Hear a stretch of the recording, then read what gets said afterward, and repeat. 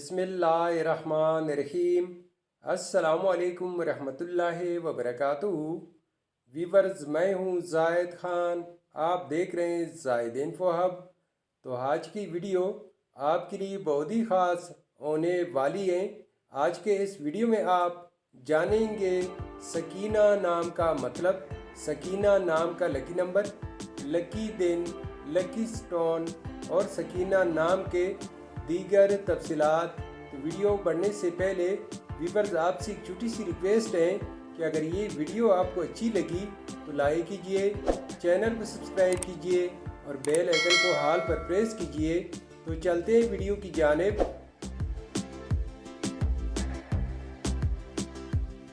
सकीना, सकीना एक इस्लामी नाम है जो कि बहुत ही प्यारा और फेमस नाम है।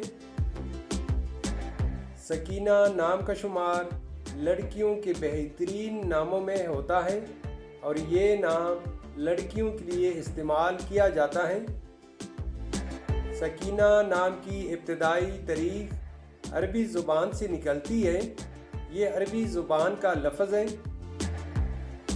सकीना नाम उरूफ की तादाद 6 उरूफ और एक लफ्ज़ पर मुश्तमिल है। अगर लकी नंबर के हवाले से देखा जाए तो सकीना नाम के अफराद के लिए लकी नंबर 8 माना जाता है।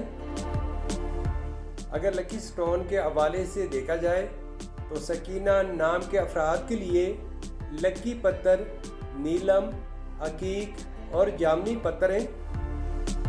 सकीना नाम के अफराद के लिए खुशकिस्मत दिन जुमा और हफ्ता है।